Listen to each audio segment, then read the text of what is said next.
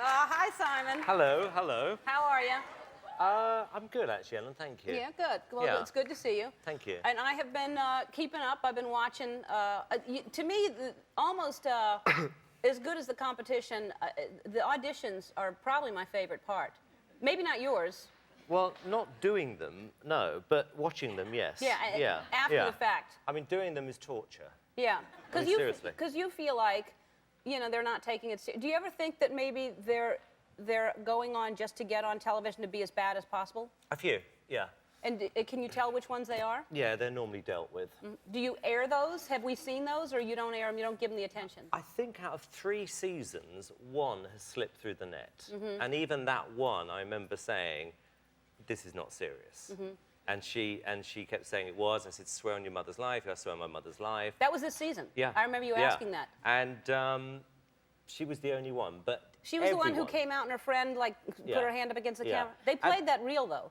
Well, yeah, I watched it back and I thought, this isn't serious. Yeah. Because there's something in their eyes, insanity, basically, which, I mean, it's true. And it's like, if you look at poor old William, I mean, he's not there, really, is he? You know, the guy did she bangs. Oh, I disagree.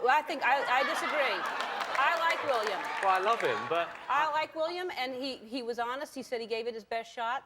Oh, no, he's adorable, but he still doesn't realise how awful he was. Well, I saw him today, and I said, well, how are you? He went, I'm getting prepared for next season. I went, what?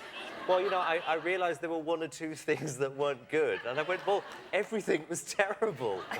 No, well, all right, there's a line between there's honesty and then there's brutally honest. And have you always been this honest with people? Brutally honest? I'd say so, yeah. Yes? Yeah. From, like, what age? 3. Really? I mean, I think the first time I was ever rude to somebody, I don't remember it, my mum told it to me, was she was I was 3 years old, and she was like Elizabeth Taylor, my mother, very over the top, and she came down one evening in this terrible outfit, which included a mink fur hat. And she said, does Mummy look pretty? And I said, no, Mummy looks like a poodle.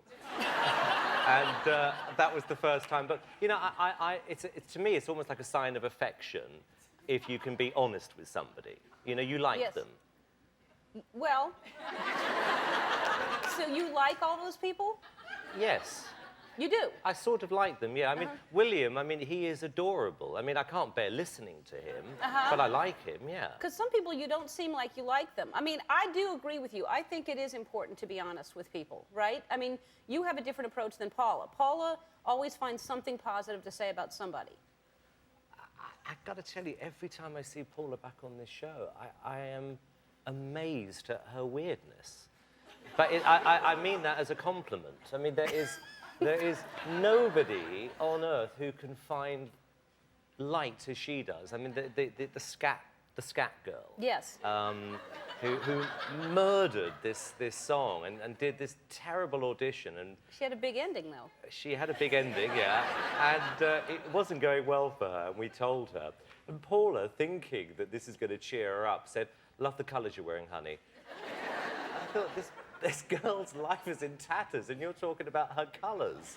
Well, you know, because these people sleep overnight, they stand in line, they're tired, they go in, and and I understand your point is that this is a tough business. You're going to get, you know, people really hurt you. You know, you read bad things, and you're going to be rejected. So you're preparing, and I guess that's what your point is. You're preparing them. I am, yeah. Look, you can argue there's other ways of saying this, and we are accused of being horrible, but the point is that 99% of the people who turn up for American Idol, and we're talking 70 or 80,000, will not and couldn't have a career in the music industry. So I consider myself to be kind by saying to them, find another occupation. You know, rather than giving them false hope, because again, 99% of them genuinely believe that they're not just going to be successful, they're going to be megastars. Well, it's like the woman, who was the woman who told you, well put me in the right clothes and get me a trainer and cover my voice up with synthesizers. You remember the woman that told you basically to just hide everything that she was and make her a star? Well, there you go. There you go. It is a very difficult business. But the one thing about American Idol, and I think this show is showing it, this new series, is it is a reality show. And I've worked in the music industry for 25 years, and I do know what goes on in an audition room. And I thought, well, if we're going to make a show, let's at least show the audience at home what really happens. And it would be ridiculous saying to all these people like Paula, well, take a couple of singing lessons and everything will be fine. Because it won't. Yeah, well, that's, yeah. But she's not saying take singing lessons. But I want to talk to you about the guy that had a really good voice, and I'm wondering if you maybe regret that, you know who I'm talking about, the guy that you changed your mind on after he talked? Yeah. All right, well, we're going to talk about that guy right after this. We'll be right back. We only have a couple of minutes here, so I really want you to this is, Simon, what do you feel about that when you see that? This is one of those moments when I'm ashamed to be me. Yeah? I shouldn't have done that. I think I was having a bad day. And I think what had happened before that, from memory, was we had a lot of people who were just entering as Miss World contestants. And I didn't believe him. Right. I didn't think he would give all that money to charity. He may have, and he also had a good voice, and he was cute. I'm still skeptical, but I should have put him through. So Would you apologize to Rodrigo right now? I am going to apologize to you formally for being such a complete pig. Oh, see, Rodrigo? All right, that's sweet. But I think people don't know how long you're tired, you're irritable, and all that stuff. And but he was good. He was good. We should have put him through. Yeah. He can come back next year. Yes. Just don't tell me you're going to give all the money to charity. Yeah, right. I like the amounts he chose. 100,000, and then he'd take 2,000 for himself, and then 100,000. It was interesting amounts. Of course he would. Yeah. All right. Well, we want to talk about, and then you're going to come back and we're going to play a game together in the audience. But you have a book out. It's I Don't Mean to Be Rude, But. And I think everyone in the studio audience is getting a copy of your.